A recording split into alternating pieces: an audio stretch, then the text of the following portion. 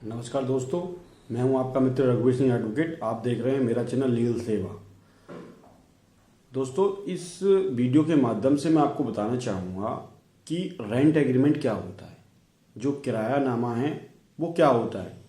जीवन में आपने मकान मालिक के रूप में या किराएदार के रूप में कभी ना कभी रेंट एग्रीमेंट साइन किया होगा, या आप फ्यूचर में करें तो किन बातों का ध्यान रखा जाए जो लीगल तरीके से वो रेंट एग्रीमेंट वैलिड हो। सबसे पहली बात है कि वो 11 मंथ का ही क्यों बनाया जाता है, क्या उसकी विशेषता है 11 मंथ के पीछे, और उसकी लीगलिटी क्या है एक नोटराइज की और रजिस्ट्रेशन की। तो चलिए मैं वीडियो के माध्यम से आपको बताता हूँ एक सरल भाषा में कि रेंट एग्रीमेंट बेसिकली होता क्या है। तो सबसे पहली बात यह है, रेंट एग्रीमेंट एक लीगल कॉन्ट्रैक्ट होता है जो दो पक्षों के बीच में होता है। एक पक्ष को मकान मालिक और दूसरे पक्ष को हम किराएदार के नाम से जानते हैं। ये रेंट एग्रीमेंट 100 रुपये के स्टाम्प पेपर पे बनाया जा सकता है, 500 के भी बनाया जा सकता है। रेंट एग्रीमेंट में फर्स्ट जो पार्टी होती हैं वो जो है लैंडलॉर्ड होती हैं, सेकंड पार्टी जो है टेनेंट होती है। इन दोनों पार्टियों के बीच में एक कॉन्ट्रैक्ट होता है और प्रॉपर्टी का साइज, प्रॉपर्टी का रेंट रेट और उसका एड्रेस, लोकेशन, उसमें सब कुछ लिखा होता है। दोनों पार्टी पहले बात होती है दोनों पार्टियों की कि भाई ये रेंट एग्रीमेंट जो है, जो प्रॉपर्टी है उसकी वैल्यू, रेंट की वैल्यू क्या है और उसमें एक्स्ट्रा ऑर्डिनरी क्या है, जो चार्ज बिजली के, इलेक्ट्रिसिटी के, वाटर के किस तरीके से पे होंगे। तो जो पॉइंट वाइज जो भी चीज़ें लिखी होंगी उस पॉइंट पर दोनों पार्टियां बाउंड होंगी। उस पॉइंट में रेंट के लिए जो विशेषता उसमें बताई गई है और रेंट की उसी हिसाब से रेंट पे होगा। और जो एक टेनेंट के राइट हैं, किराएदार के राइट हैं, वो किराएदार के राइट भी लिखे होते हैं। तो सबसे पहली बात ये है कि ये नोटराइज क्यों होता है या रजिस्ट्रेशन क्यों होता है।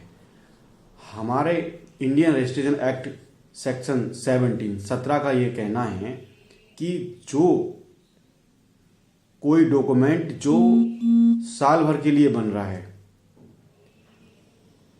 जो डॉक्यूमेंट 12 मंथ के लिए बन रहा है, 1 ईयर के लिए बन रहा है, वो रजिस्टर्ड होगा।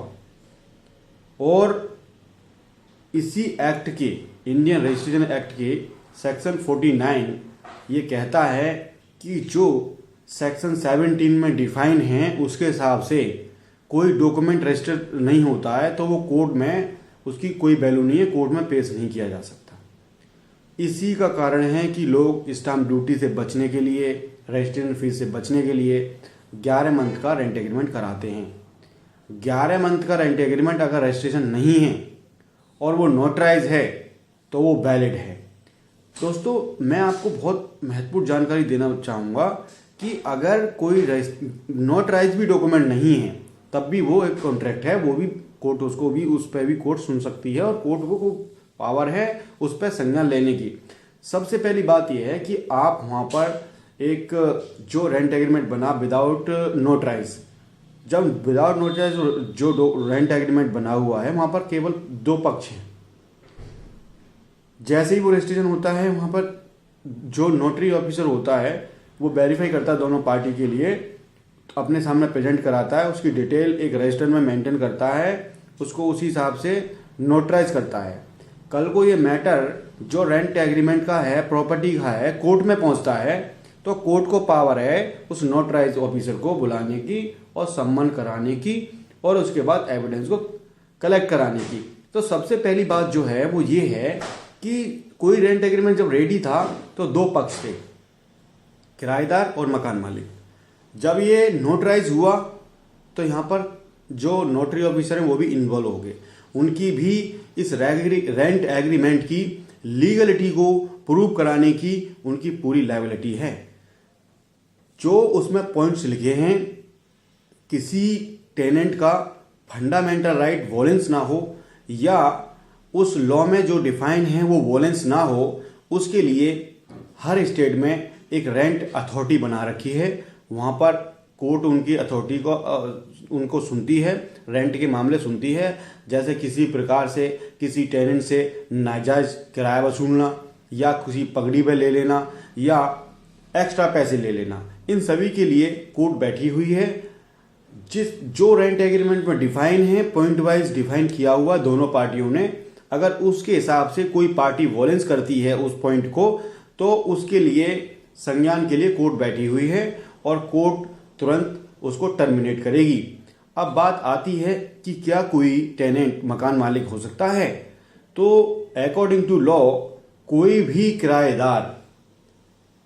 किराएदार के रूप में अगर वो बैठा है तो वो मकान मालिक कभी नहीं हो सकता। कभी वो मकान मालिक का क्लेम नहीं कर सकता और ना ही वो कभी मकान मालिक हो सकता। अगर वो टेनेंट है तो दूसरी बात, इसमें जो रजिस्ट्रेशन अगर हम 2 साल का कराते हैं, 3 साल का रेंट एग्रीमेंट कराते हैं, उसका रजिस्ट्रेशन मैंडेटरी है, क्योंकि इंडियन रजिस्ट्रेशन एक्ट का सेक्शन 17 कहता है कि कोई भी डॉक्यूमेंट ऐसा, कोई लीज ऐसी जो 1 ईयर के लिए बन रही है, तो वो उसकी रजिस्ट्रेशन मैंडेटरी है। अगर वो रजिस्ट्रेशन नहीं है तो कोर्ट में वैलिड नहीं है।